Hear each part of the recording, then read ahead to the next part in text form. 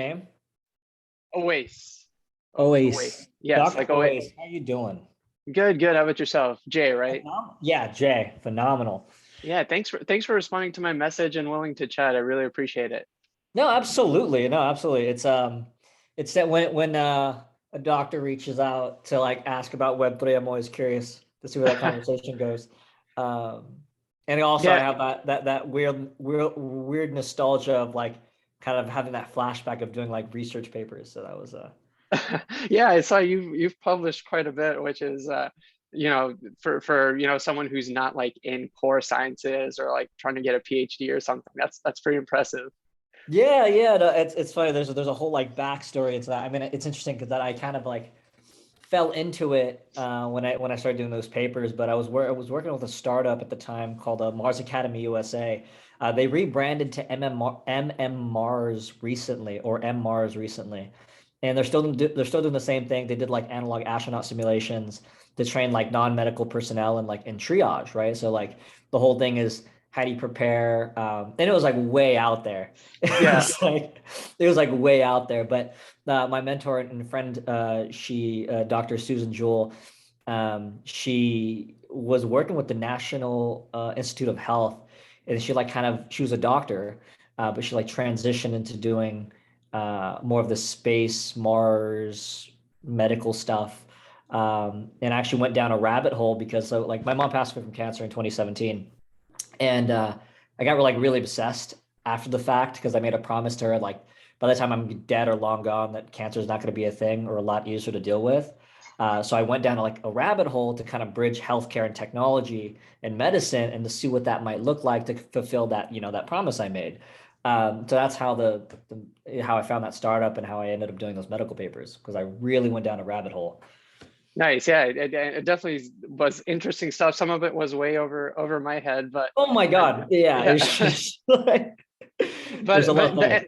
and that's how I kind of find you, right? So I've got this interest with Web3 NFTs and how that can impact. I mean, I see that it's going to impact every part of society, and that's obviously going to include healthcare. And so what I start to do is search for folks who are doing that already. And you obviously came up through your NFT project with Children's Hospital of LA, and Mhm. there's a few people that popped up when I was doing Twitter searches and whatnot. And I was excited that there's folks that are doing that already, even though we're in like that kind of initial infancy stages. And so that's how I came to reach out and was thankful when you responded. But do you mind giving me kind of like you walk up to someone on the street and they're probably heard of an NFT and that's about it. They really don't know Mhm. what it is, or they probably don't own one, or really don't know what Web3 is. How does you obviously your life is Web3. That's your day job. How Right. did you kind of get introduced into that world and then took the leap of like, this is what I'm going to do 24/7?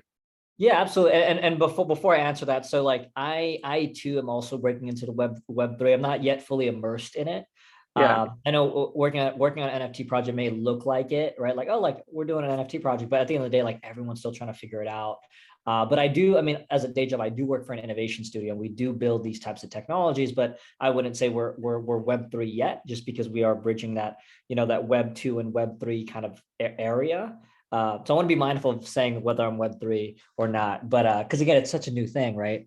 yeah, But to answer that question, and probably the most simple way I could think of it is there was something I saw on Twitter, well, Web3 Twitter, right?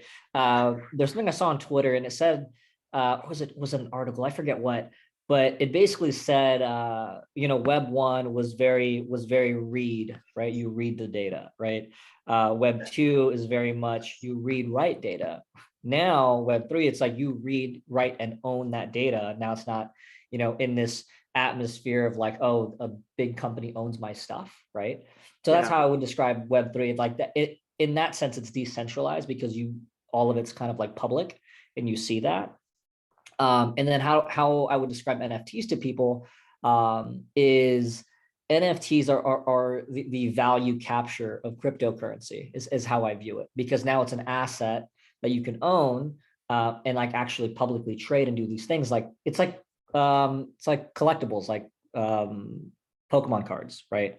You're kind yeah, of like buying and trading. It's like you're using a dollar or any type of currency to buy and trade these things. But it retains the value, it captures value, right?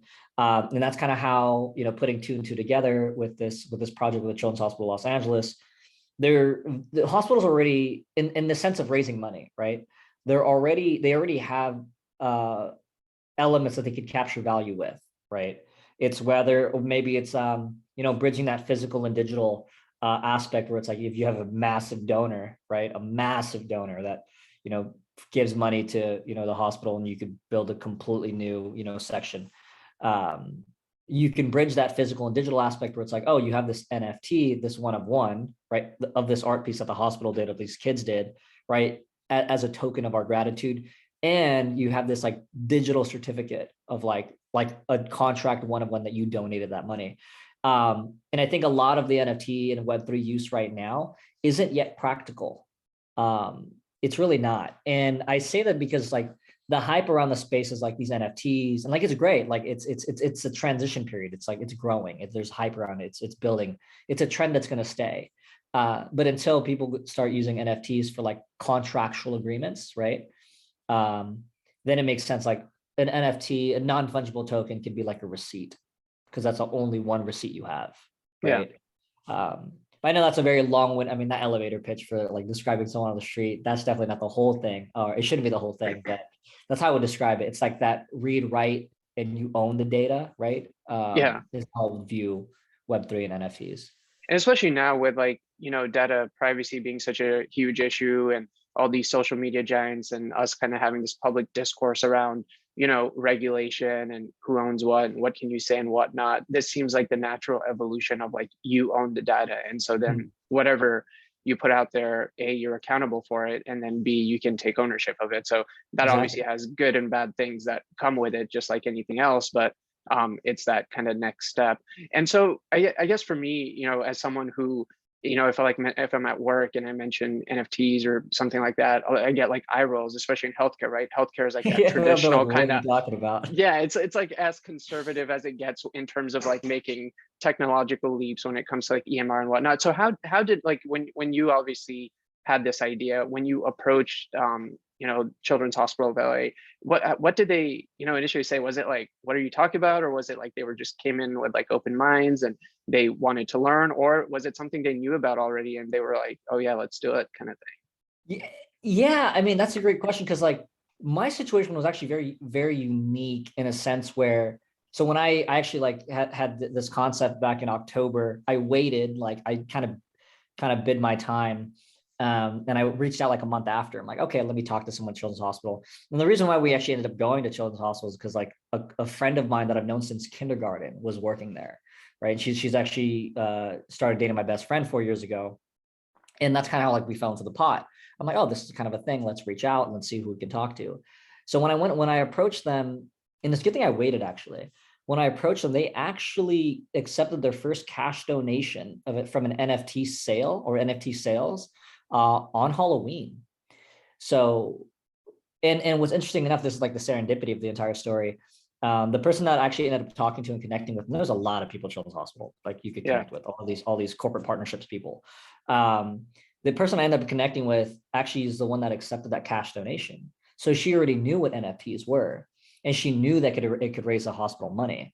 And especially being in her position, that's the goal, right? It's like, how do you consistently raise money? And that was the value proposition I gave her, where I told her, I was like, NFTs are a way to capture value, right? And I kind of opened up, if you have a very strong community and like you have a community that believes in the story, believes in the value of what you're putting out, it creates a reoccurring value in secondary markets, right? Imagine one of these kids' NFTs, and like these are actual kids, contributions, right? Sells for like, I don't know, 2 Ethereum, 3 Ethereum down the line, right? Those royalties, it keeps going back to the hospital, right? Yeah. So that's kind of how I positioned it, because it was a very financial kind of like, hey, you don't have to rely on, kind of traditional means over time with cash donation. I mean, it's the same thing with like you doing research and doing what you're doing in medicine. Imagine having that model of using it for grants. Yeah. So That makes sense. Yeah, and obviously someone who knows the in that role, obviously finances are the key. The financial benefits of it probably brings down a lot of barriers. So just you obviously alluded to it. So these are actual like one-of-one drawings that kids have drawn that are then made into one-of-one NFTs Yeah. and sold essentially. And Yeah. and I think the mint was in March. Is that correct? Yeah, we actually did. So we collected, and honestly, this is another thing. I mean, you know this with hospitals, right? The bureaucracy of it all, right? Yeah. It's just they're slow. They're very slow. And like we as our team, and I want to preface this, we as a team probably could have just waited and collected art slowly and really built the story and narrative around the art. But we were really trying to align with the Make March Matter campaign. That's why we launched in March. And like their biggest thing that they do a ton of PR behind, and like you get noticed, whatever, all these things. So what we did is actually we went to the hospital, like, hey, can the kids draw? And we asked actually during the height of like Omicron, and the and the hospital was like just super slow. They weren't doing any workshops, and given it's still a thing of Yeah. hospitals, right? So they're very mindful. And mind you, we are dealing with like sick kids, is what she reminded us. So it was really hard for us to actually collect like original draw. I think we ended up collecting like 7.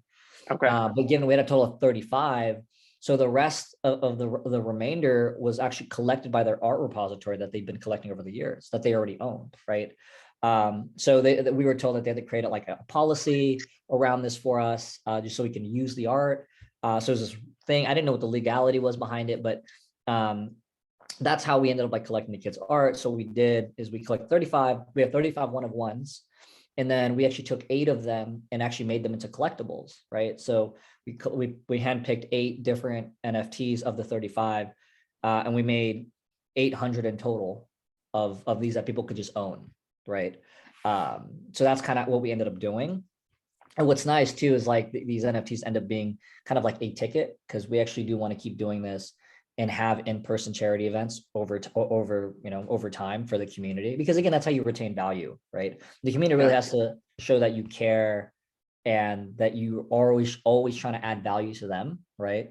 So it's that narrative of the story, or that power of the story, and whether the community thinks it's a valuable thing to have.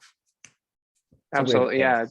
Yeah, it's I heard someone say like and you mentioned the collectability versus utility, and it seems like the initial kind of phase of this wave is a lot of collectability, and people are now starting to figure out how to add utility to it. And so I think you alluded to, having events. Are there any other kind of ideas around the utility aspect of your project? Yeah, I mean, this is so up in the air, because that's the thing that we've been really trying to figure out with the utility. Because I mean, it's interesting. My one of my friends, really good friends, he's a comedian or he's a comedian, but on Twitter he really blew up recently. And he did this skit, is that utility is art or something like that, right? So is it the dude that's holding like the painting? Like I saw that like a few that's my days friend. ago. Yeah, that's my friend Kevin, dude. He's the funniest person ever. Yeah. Yeah. So but you saw it, right? But like, it's funny that there's these battles right now between utility and collectibles. And here's why that everyone leans on utility, right? Especially in the space. Again, this is such a like kind of insult to them. I would hope not, but that's kind of like how it's like constructive feedback, right? Yeah. The majority of these NFT projects aren't going to exist in the next like 6, 8, 12 year, 2 years. It's not that like, again, that's what I mentioned earlier. It's like, until there's actual practical use of Web3 technology, quote unquote, or NFTs, all these are going to disappear, right? And because like they're all thinking of utility to add value to the communities, and this is fine. Like, everyone's trying to make their money right now because none of this is regulated, and it's totally fine. Right? I mean, if I was of the same mind, I would do the same damn thing, right? Like it's easy thing to capitalize on. But when the dust settles, who stands at the end of the day, right? So, and that's just this weird battle with art and NFT, the collectible aspect and like the utility aspect. So when we think of utility for our project, it has to be tied to something that is financially beneficial to the people who own the NFT, right? So for example, again, this is so up in the air for us still, but imagine what we were thinking about doing is actually having our NFT attached to a DAO, if you're familiar with those, right? So a decentralized autonomous organization, but that is like a community of like citizen scientists, for example, right, that own, NFTs, or that own some token we put out. And whatever, I guess, grants that are out in public, right, or grants that we could do our own, I'm very private, obviously, because again, it's not regulated. The money that we end up donating, right, is voted on by the DAO, where it's like, oh, we want to donate a portion of the treasury, right? Let's say it's like 5% a year or 10% a year to research colon cancer research, for example, right? But like the funds that we raise to the DAO is voted by the community, where it's like, oh, I think we should give this money to this and make a grant for this, right? But in terms of like utility, that's like really cool in a very niche way, right? Because like you get them financially involved, like, oh, where does this money go? Who does it actually help, right? So again, there's a lot to do. That's definitely a good example. Definitely, as I'm learning more about the space, DAO is definitely something that is still a little abstract to me, and it's like one of those things where like one day I'm like, I think I get the concept and whatnot, but then the next day I'll see like a use case of it or something, and I'll be like, man, I don't know how this works or anything like that. So I'm still in that phase of it. DAOs are such an interesting thing because like it crosses international borders, and like what laws do the DAOs actually adhere to, right? Yeah. And I keep bringing this up because like, given how regulated healthcare is, how heavily regulated medicine is, again, obviously for good reason, right? It's like you're dealing with people, and like these are genuine people's livelihood, right? And if it's not regulated, it's not regulated. But it has to be. But with NFTs and Web3, how does that, how can healthcare and medicine capitalize on the benefits of Web3 when this is like super not regulated at all, right? Completely different behemoth, right? Like it's just this weird thing. And like, how can you take the best of this world right now and really have it contribute and make this better, right? Prove it. Absolutely. So and so what has the reception been like? And first of all, like the name Cool Crypto Kids, that's like the coolest name ever. Like it's just catchy. Like I feel like it could be like a show on PBS or Nickelodeon or something. Cool Crypto Kids. Make it a whole but, cartoon. Exactly. But what's I guess the reception been like, the conversations that it's generated, and kind of the feedback that you've received? Like it has its own niche community, right? Cool Crypto Kids, because it's not a traditional NFT project. It's not a profile photo project, and that's where the uniqueness comes from what the reception was like. Oh, this is super super super super cool. But here's the thing, especially with this NFT space, it's interesting because you have like the biggest supporters for things. We also have like the biggest critics, right? With anything that goes online. And like there's people that love it, but there's skeptics of it. So it's been like 80% like open arms, like this is a beautiful blah blah blah. But or like 90%, and there's like this weird 10% where they're like, wait, are you actually collecting the kids' art? Like, how do I know that's going to the hospital?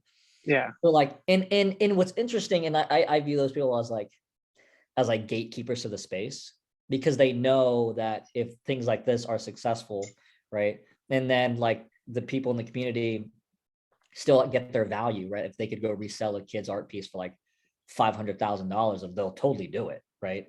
But until like things like this, projects like this gain more legitimacy, that threatens the space for the rest of the people who are just doing it just to make money, right? Because it takes away their legitimacy. They're like, oh, I gave back to a group of people, but I also like made money, right? So there's this whole thing like similar to the Zappos model, like you buy a pair, you give a pair type thing. Same with NFTs. Like NFTs can make money, like you can make money, but you could also give money away, right? So in a lot of NFT projects, again, like I'm not trying to knock the space at all. This is what I've observed and what I've heard about. But a lot of these projects make a ton of money, let's say, right? And they donate money in retrospect. Like, we raised too much money. Let's give like $50,000 to $100,000 away to the charity, right? But it's really to save face at the end of the day. And I mean, I'm not in their heads, I can't say, but it looks like that, And especially like you hear about some of these projects, like the sums of money they raise is like obviously in the millions, and it's insane. So it's insane. giving away like 50 or 100K is, not that drop it, much. to drop in the bucket. Exactly. Have you, I guess, obviously you are in this space and obviously partnered with a hospital, run into any other healthcare based projects or people trying to do something in healthcare and Web3 and NFTs that is getting, obviously there's lots of ideas out there, but someone who's actually put, traction behind it like you have yourself? That's hard to say because and the challenge, I mean, I've heard a lot of social impact projects, right? A lot where it's like, oh, we're raising money to like plant trees. We're doing like a lot of the UN actually has projects, or sorry, not the UN. There's groups that are helping the UN's SDG goals, right? The Sustainable Development Goals. I think it was like, I forget how many, like 19 or something. Now there's a good amount of them, but there's like a lot of social impact projects that are focused on sustainability and things like that. Um, but in terms of like specific examples of like healthcare, like NFTs, I actually haven't heard of many. Yeah. And what's interesting, like being, and I also have to be mindful of saying that with Children's Hospital Los Angeles, right? It's like that was another thing with what we were getting comments on. Like, I guess are officially partnered with Children's Hospital. I'm like, we officially got the art from them, right? Yeah. Like that's where it came from. And if someone like gave us some feedback on that. Anyway, aside from that, but going back to your question, I haven't seen like anything that kind of came out of this space. I mean, a lot of it's just super general, focus on social impact, social good, of like what NFTs can do. In terms of like direct application to healthcare, I haven't seen that yet. Yeah. And I think what it is because, well, how does the actual technical implementation of let's say of like blockchain with healthcare, like what does that look like, And I think Yeah. it's like, because even healthcare is still trying to figure out, right? I mean, they have I read about it years ago. They had the FIRE protocol, the fast healthcare and operability resources. I think that Google is helping. Don't quote me on that, but I think Google is helping build something like that, or it was like a nonprofit that was working on it. But it's like there hasn't been like legitimate examples yet, because everyone's still trying to figure out the space. Yeah. Yeah. And that's kind of what I guess the purpose of these conversations is. Like, I want to learn and hear about these things that are happening and just feed my curiosity essentially. And so you work at Kinestry, is that correct? And I do, yeah. that's a company that focuses on, well, I don't want to say what you guys focus on, but like web3 and whatnot. Give me like a little one liner of what you guys focus Sure, on. yeah. So Yeah. how I describe what we do at Kinestry is we're an innovation studio, and we actually work with Web 1, Web 2 companies like Crocs, Vans, Philips, VF, just like massive kind of, well, I want to say dinosaur companies until they're modernized, right? Yeah. And then we're really their guide to Web3. It's like, how do we really prepare you for, I guess, this hyper futurism that's happening right now? And Yeah. that's like, we'll take a Vans or a VF, like the parent company of Vans, and it's like, oh, let's like prepare you for what's next, right? And whatever that looks like in terms of solution, we help them figure that out. That makes sense with their business processes and business objectives. So yeah, so we build AI, NFTs, blockchain, IoT, like basically everything that is emerging tech, right? Yeah. Kind of really set that up for them. So essentially, like if I'm a legacy brand and I'm like, hey, I want to like dabble in this new stuff that's coming out, I come to you guys and you find what the best way to do that might be that Yeah, would make sense for, exactly. yeah, essentially. Yeah. And so I guess another question I have is, obviously when I was kind of on your site and looking through you guys' feeds, Metaverse comes up a lot. And the Metaverse obviously has a lot of different meanings and different spaces and whatnot. But like one thing I see is like lots of large brands, right? Like for example, Nike, like, oh, they did like some huge thing in the Metaverse, or some other brand. What, I guess, obviously they do this. Who is the audience for that? What is, I guess, like how do you consume that content? Like, for example, they threw a fashion show, some X and X threw a fashion show in the Metaverse. Who consumed that? How do you consume that? I guess that's my question. Right. You know, it's interesting. As you asked me that question, I thought of a healthcare or a healthcare research example that's being used not with NFTs but with Metaverse stuff.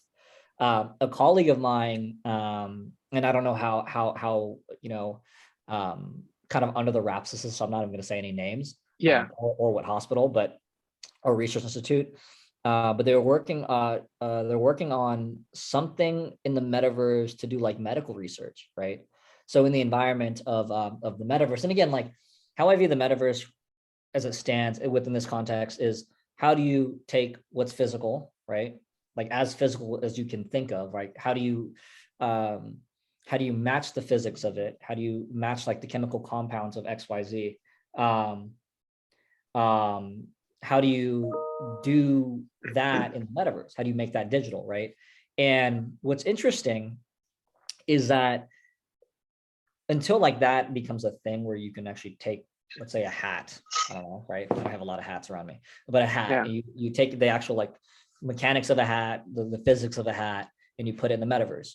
You can actually run a lot more simulations, like in a kind of digital physical space where you can just test things, right? Can you imagine how quickly, and then pair that with, AI, for example, or like machine learning or whatever, and like you expedite the testings, right? Yeah. So you take that and you run that in simulated environments, and then you take it to a lab, right? Or you take it to production, but it has like either the same or very identical results as to what you tested in this digital environment, right? So that's how I view the metaverse, right? You imagine you have a research team across the world, right? You have one in Hong Kong, one in London, and one in San Francisco, and you guys are all working in the same digital space around, but it's like, again, very, what's the word? You have to make it feel as real as you can. So I don't know. Yeah, no, that gets my brain going. I think about like when undergrad, obviously when you're going to med school, you do research, you kind of have to do research to boost your application and whatnot. And I used to work in this lab like from midnight to like 6 a.m., like giving rats like these certain medications and whatnot. But imagine like if you could simulate that like a million times without having like some poor undergrad sit there for hours on hours Right, doing these exactly. experiments. Yeah, that'd be insane. Or like for example, like car racing, like F1, they use simulators to like practice these tracks and then show up for the first time. And that's obviously not the metaverse, it's a simulator, but doing that on a mass scale for, medical research and being able to streamline the sharing of data where, obviously there aren't these like massive bureaucracies and huge organizations like trying to, control that data. Once again, that data ownership and what you want to share, that, obviously boundless possibilities, but yeah, Mhm. that lots of possibilities. Lots of possibilities, but it's like, what is the, I usually describe it as like, what is the most low hanging fruit, right? Yeah. That you can deploy now to test, because like, especially at chemistry, what we think about, how we think about innovation is like, how can you pilot it? Right? Can you put like a pilot program together and test it to see whether it's a scalable thing, right? And that's where a lot of like budget should be going to, is how do you actually create these pilots, test a model, right? And like, okay, that works. And now how do you do a commercial rollout of it? How do you make it make sense? Yeah. So that there's so much there. Yeah. It's achieving the balance of like the North Star, which is like curing cancer versus obviously you're not going to get there overnight, but getting the buy-in to be like, okay, we can make your like healthcare system more efficient and, Mhm. increase outcomes for people with diabetes, something like that's, really simple, really graspable, but then, using that to do something magnificent and change humanity kind of thing. Any, I guess any other things that, you think as someone who's like a normie and a noob to this space, and in healthcare, but interested in this, that you think would be insightful or anything like that? Hmm.